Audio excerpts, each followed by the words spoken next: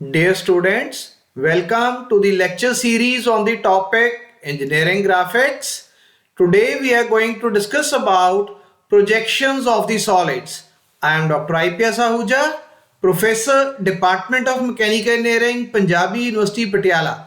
Now here we have been provided with an oblique pentagonal pyramid which is having edge of the base is equal to 30 millimeter and the axis height it is equal to 60 millimeter. Now this pentagonal pyramid it is having one of its slant faces on the horizontal plane.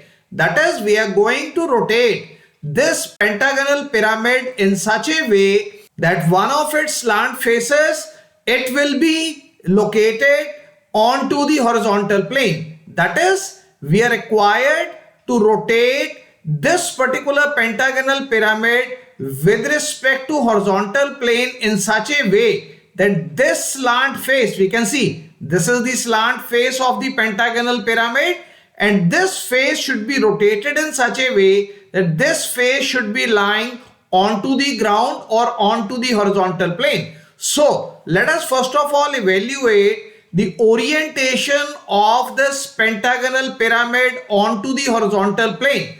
So if we are going to locate the pentagonal pyramid into this orientation, now you see, if I am going to incline this particular pentagonal pyramid with respect to the horizontal plane, it will be resting on this particular corner or the slant edge. So this will be my slant edge over there. So it will be resting onto the horizontal plane on one of its slant edges over there, not onto the slant face onto the horizontal plane. So this orientation, this will be the incorrect orientation of the pentagonal pyramid onto the horizontal plane. And if I am able to locate my pentagonal pyramid into this orientation, now we can see over here. So this is the base edge, and here I am going to have the slant face over there. So this is the triangular slant face. Now if we rotate this particular pentagonal pyramid with respect to the horizontal plane, now we can have this particular pentagonal pyramid resting onto the ground on one of its slant faces or on one of its triangular faces over there. So this way, this is the correct orientation of the pentagonal pyramid as it rests onto the horizontal plane to begin with.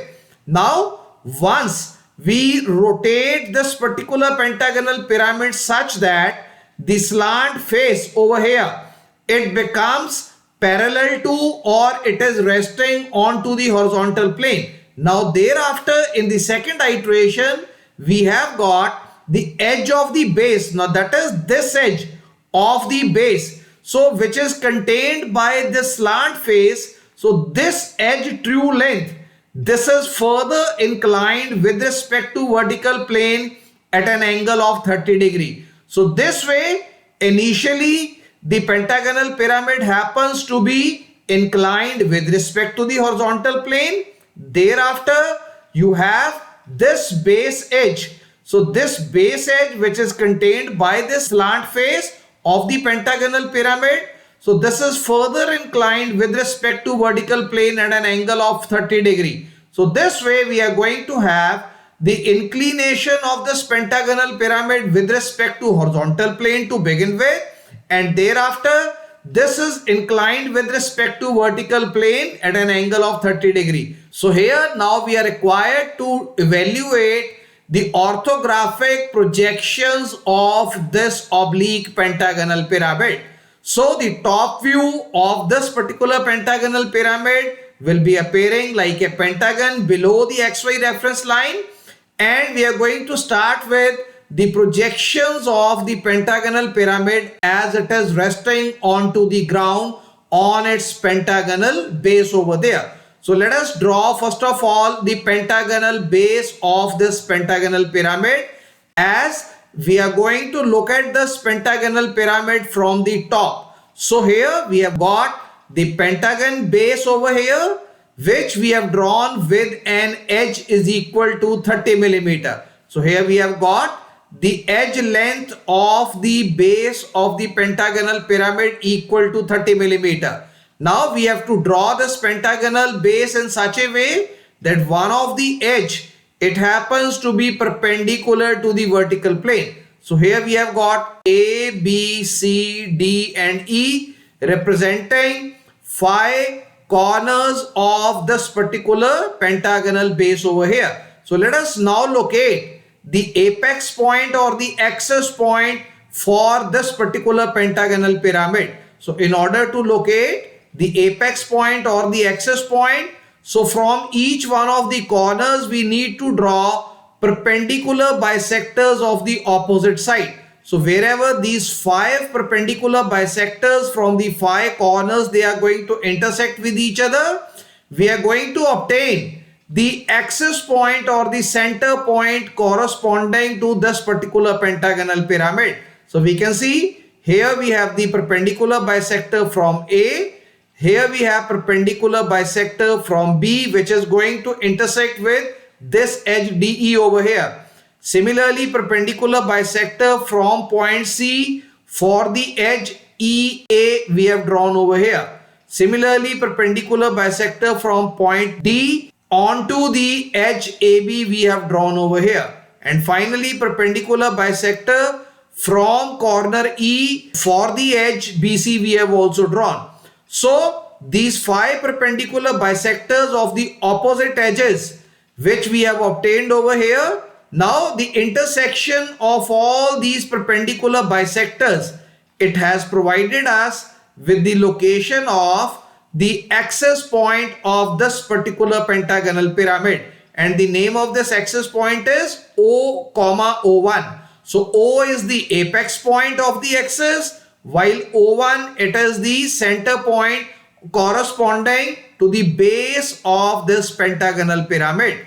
So now we can join these slant edges. So these are the 5 slant edges which we are able to see over here. So we have joined OA, OB, OC, OD and OE over here. So with this we have completed the top view projections of this pentagonal pyramid as it is resting onto the horizontal plane. Now let us complete the front view projections of this particular pyramid. So the axis point we have located O, O1 over here. So once we draw the axis originating from O1, now we know that the height of the axis, it happens to be 60 millimeter. So now we can mark this axis height or the height of the pentagonal pyramid equal to 60 millimeter. The moment we mark this height of the pentagonal pyramid equal to 60 millimeter, now we are going to obtain the apex point corresponding to this particular pentagonal pyramid. So this is the apex point which we have called as O dash. Now once we have obtained this apex point, now A point will be projected onto the XY reference line as A dash. Similarly, B and E points, they will be projected over here as B dash and E dash. And finally, we have got C and D points. So they will be projected as C dash and D dash onto the XY reference line. So all the 5 points of the base of the pentagonal pyramid, they have been obtained in the front view projections over here. And now the axis point at the bottom or the base of this particular pentagonal pyramid, this happens to be O1 dash.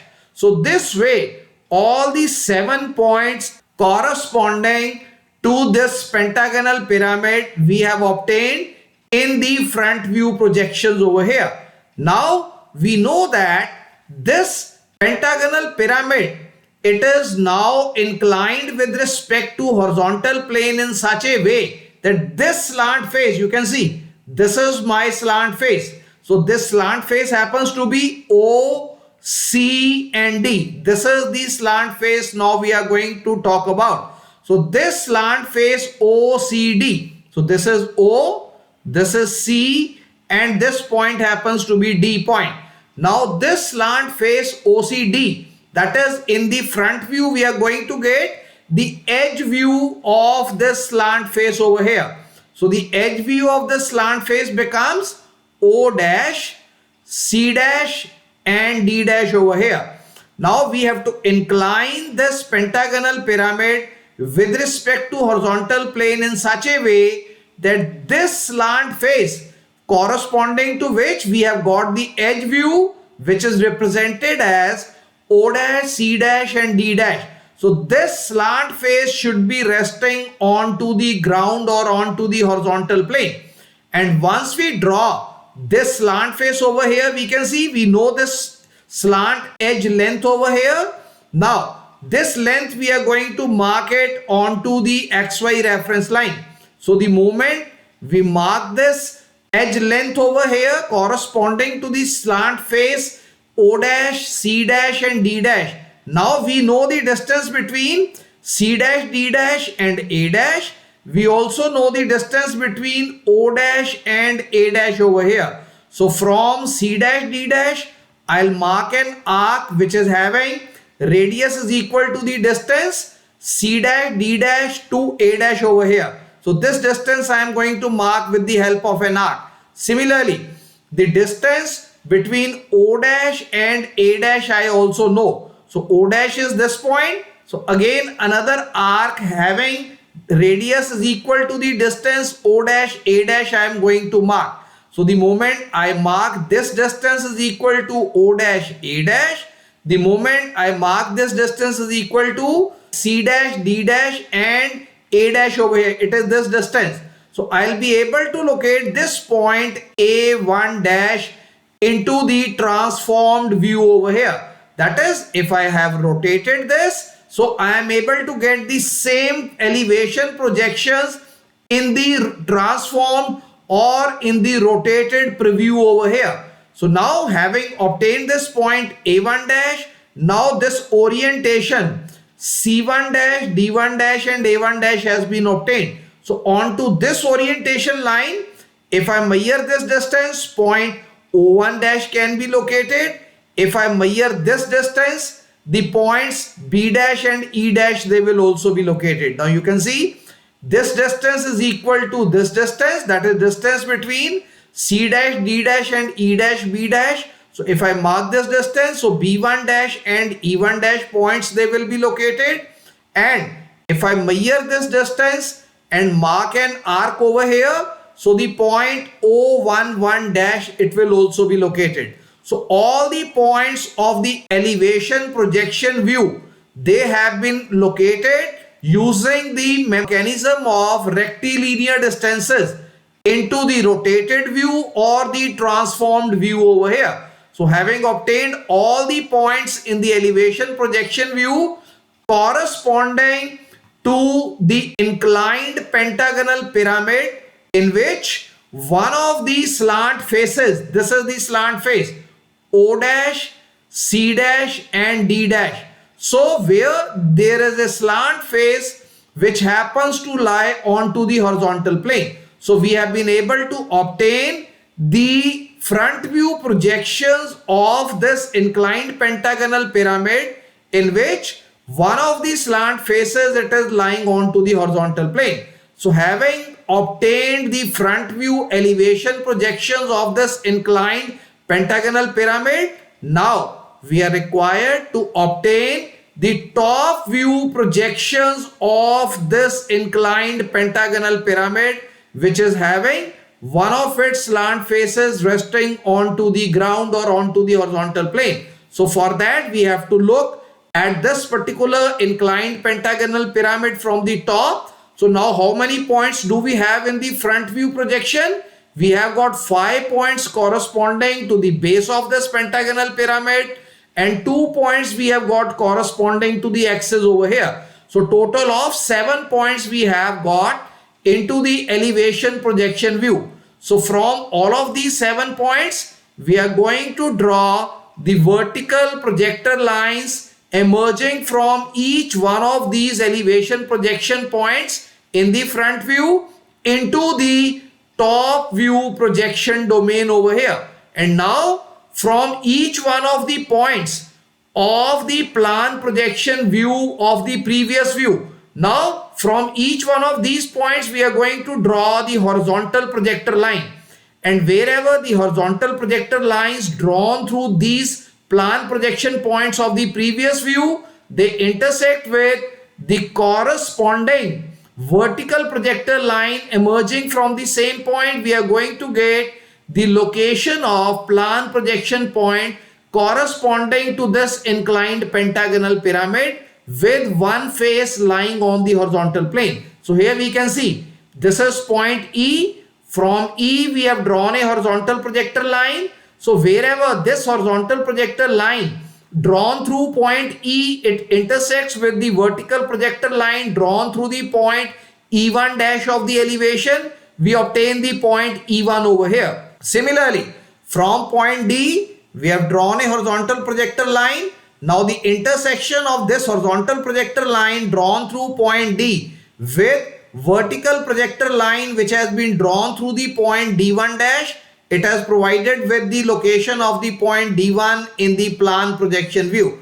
Similarly, the third horizontal projector line we have drawn through points A, O and O1. That is, onto this horizontal projector line, 3 points we are going to obtain. So onto this horizontal projector line, we can see it intersects with the vertical projector line drawn through the point A1 dash. So this gives us the location of the point A1 in the top view projection. Similarly, onto this horizontal projector line drawn through the point O1, we can see wherever it intersects with the vertical projector line drawn through the point O11 dash, we are able to obtain the point O11 over here.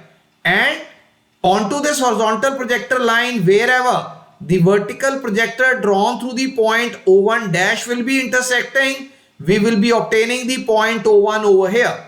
Next, we have got point C. So through point C, once we draw a horizontal projector line, so we find that wherever it intersects with the vertical projector line drawn through the point C1 dash, we have obtained the point C1 over here by virtue of intersection of these two projection lines over here. And finally, in order to obtain point B1 into the top view projection, we are going to draw another horizontal projector line through point B. So wherever this horizontal projector line drawn through point B, it intersects with the vertical projector line drawn through the point B1 dash. So this intersection point provides us with the location of the point B1 in the top view projection.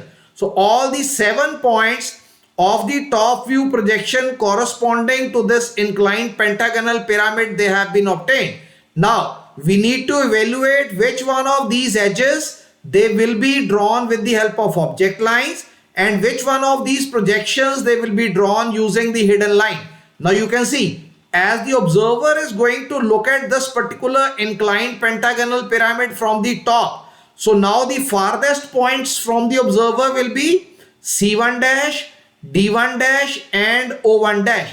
That is, any edges joining O1, C1 and D1, they should be joined with the help of dotted lines unless those edges are appearing into the boundary of this particular solid. So let us start joining all of these edges.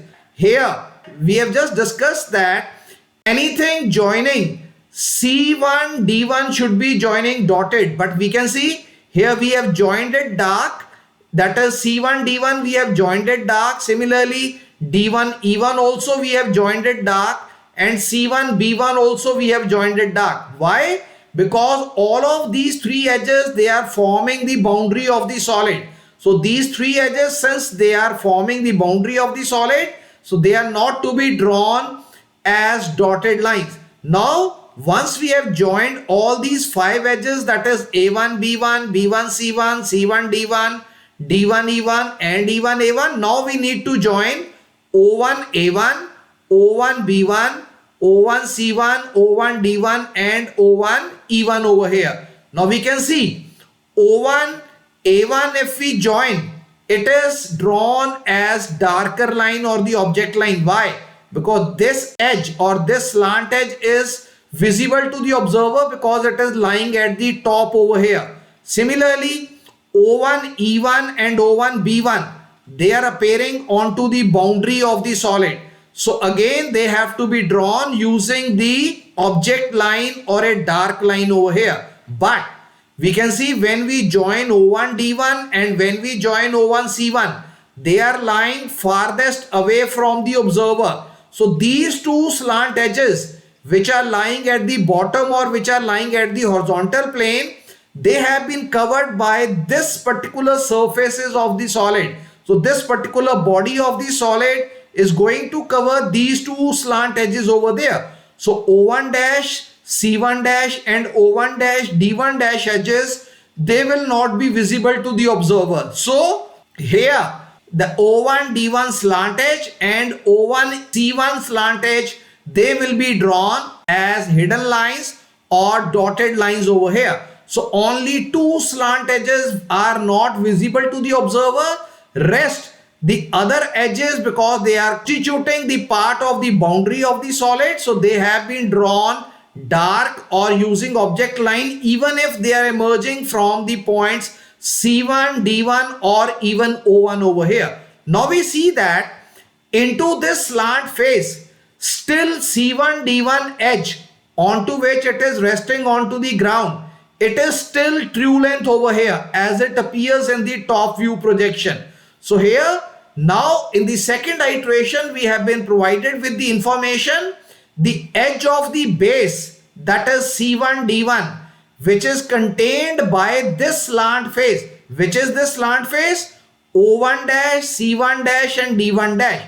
So out of this slant face, there is the base edge which happens to be C1 D1, which appears as a true length in this top view projection over here. So this true length base edge, it is further inclined at an angle of 30 degree with respect to the vertical plane. So now this top view projection which we have obtained over here, corresponding to the inclined pentagonal pyramid into which one of the slant face is resting onto the ground. So this particular top view projection now has to be rotated at an angle of 30 degree with respect to the vertical plane in such a way that this base edge C1 D1 should be resting onto this orientation line where angle phi is equal to 30 degree. So this angle 30 degree we can mention as this angle 30 degree corresponds to angle phi. Why we are saying that this is angle phi? Because onto this orientation line, the true length of the base edge C1 D1 is going to lie.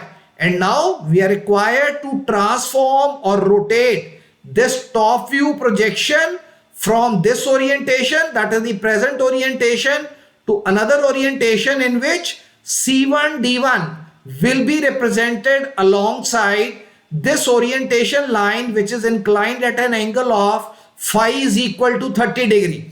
So now using the method of rectilinear distances, we are going to transform or rotate this existing top view projection from the current orientation to another orientation at an angle of 30 degree. So how that can be done? We can see that this pentagonal projection of the base of this particular solid, it is contained by this rectangular shape. So this rectangular shape, you see construction, it is inscribing all the 5 points of this pentagonal base of this particular pentagonal pyramid. So now we are going to locate this rectangle over here. Let us see how we can draw this rectangle over here. We know this dimension. So please check. Within this dimension, C1 and D1 points, they will be lying. So the longer dimension we know, and this shorter dimension which is containing the base projections of this particular pentagonal pyramid into the top view projections over here. So this rectangular construction dimensions we know. So using rectilinear method, we have drawn the longer dimension alongside 30 degree orientation phi, and then using perpendicular direction, we have measured this distance. So now this rectangle we have constructed over here. So using this rectangular construction, now we know the other dimension. That is, Distance of D1 from this edge is known.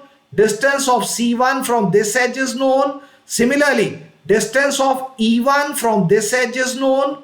Distance of B1 from this edge is known. And similarly, distance of A1 from this particular corner is also known. So all these points we can locate appropriately. Now you can see from the center, from this point, I know the distance of point O1. From this point, using rectilinear method, I have measured this distance of O1 and this distance of O11. So all these 7 points I can draw over here. You can see distance of D1 is known, distance of C1 is known, distance of B1 is known, distance of E1 is known, distance of O1 is known, distance of A1 is known, and distance of O1 is known. So all these 7 points, using the rectilinear distance method, they have been transformed or rotated into the new orientation where this particular base edge corresponding to the slant face has been rotated at an angle of 30 degree. So now we can just transfer this figure over here. Whichever edges they were drawn as object lines, so those edges they have been taken as object lines over here.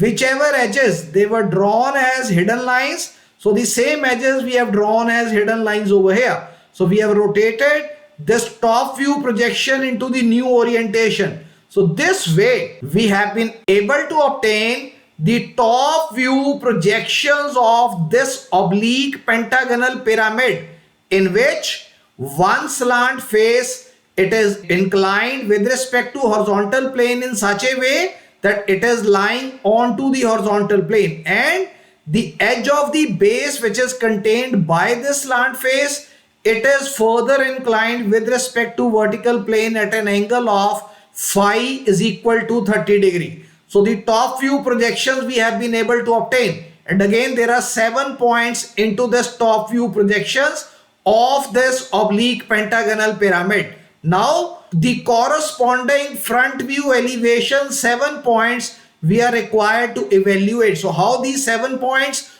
of this oblique pentagonal pyramid they will be obtained in the front view, as the observer is going to look at the solid from this direction.